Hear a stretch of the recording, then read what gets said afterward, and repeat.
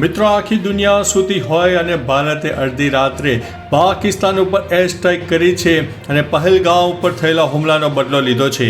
હવે મિત્રો સમાચારો વિસ્તારથી જાણીએ તો 1971ના યુદ્ધ પછી પહેલીવાર ત્રણેય સેનાઓનું સંયુક્ત ઓપરેશન હાથમાં આવ્યું છે.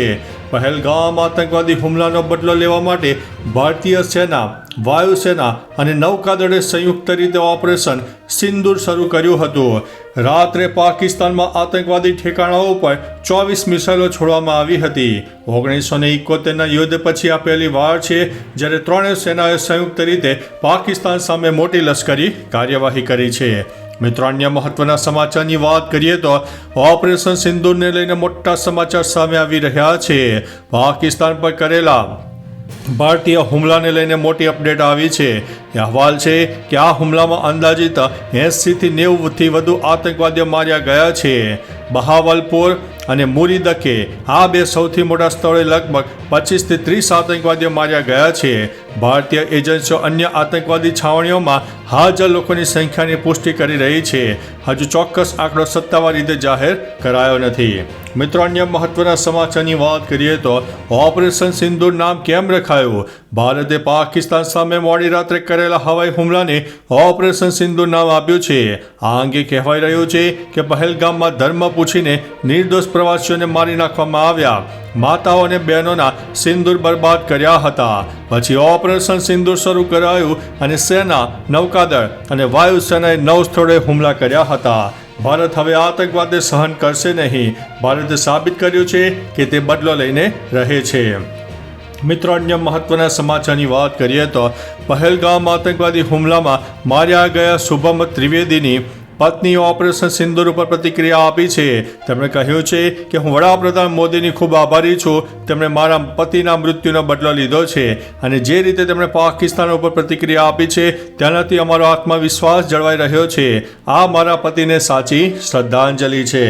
મિત્રો અન્ય મહત્વના સમાચારની વાત કરીએ તો ન્યાય થયો, જય હિન્દ. ભારતીય સેનાનો મોટો હુંકાર.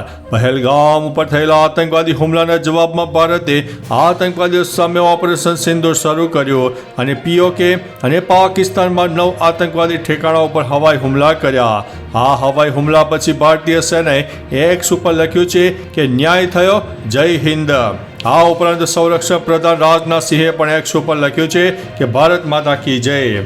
મિત્રો અન્ય મહત્વના સમાચારની વાત કરીએ તો ઓપરેશન સિંદૂર વિશે આ બધી બાબતો પણ જાણી લો.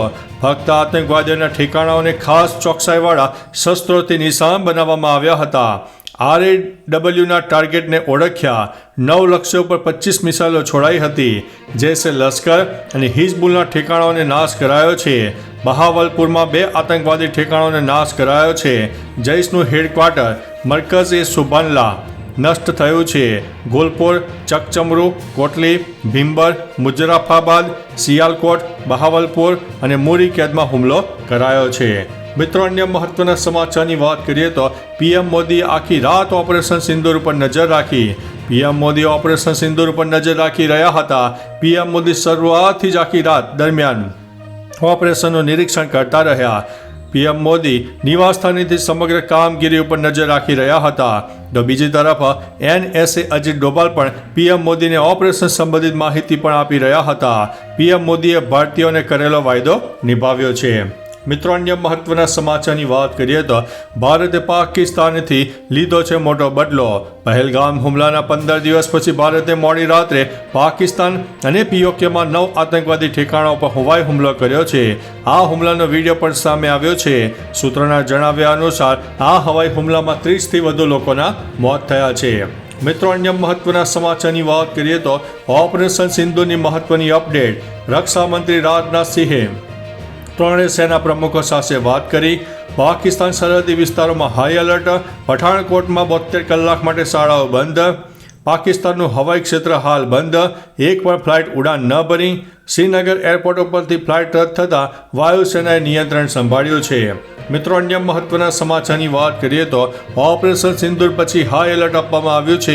ભારતના ઓપરેશન સિંદૂર પછી હાઈ એલર્ટ જારી કરવામાં આવ્યું છે.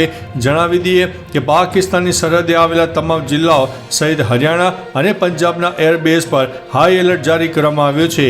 આમ ગુજરાતમાં પણ પાકિસ્તાનની સરહદ નજીક આવેલા જિલ્લાઓ પર હાઈ એલર્ટ આપવામાં આવ્યું છે.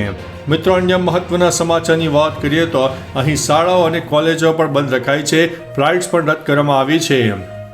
ભારત પાકિસ્તાન પર હવાઈ હુમલા બાદ એર ઇન્ડિયાએ 7 મેના રોજ બપોરે 12 વાગ્યા સુધી જમ્મુ કાશ્મીર, શ્રીનગર, લેહ, જોધપુર, અમૃતસર, ભુજ, જામનગર, ચંદીગઢ અને રાજકોટથી આવતી અને જતી બધી ફ્લાઇટો રદ કરી છે. તો જમ્મુ, સાંબા, કઠુઆ, રાજૌરી અને પૂંછમાં શાળાઓ, કોલેજો અને શૈક્ષણિક સંસ્થાઓ બંધ કરાઈ છે. આ તરફ ભારતીય સેના સવારે 10 કલાકે ઓપરેશન સિંદૂર અંગે પ્રેસ કોન્ફરન્સ પણ કરવાની છે. મિત્રો, અન્ય મહત્વના સમાચારની વાત કરીએ તો પાકિસ્તાન ઉપર એર સ્ટ્રાઇક કર્યા બાદ ભારતની મોટી કાર્યવાહી સામે આવી છે. પાકિસ્તાન ઉપર એર સ્ટ્રાઇક કરીને ભારતની સેનાએ ભારતીયોને મોટી ખુશી આપી છે. જો કે આ પછી ભારતે મોટી કાર્યવાહી કરી છે. 11 વાગે જ મોદી કેબિનેટની બેઠક મળશે. તો બીજી તરફ ભારતે જમ્મુ, શ્રીનગર, લેહ, ધર્મશાલા અને અમૃતસર એરપોર્ટ તાત્કાલિક બંધ કર્યા છે. ભારતે આ 5 એરપોર્ટ બંધ કર્યા છે. માહિતી છે કે એર ઇન્ડિયાએ તેમની તમામ ફ્લાઇટ રદ કરી છે.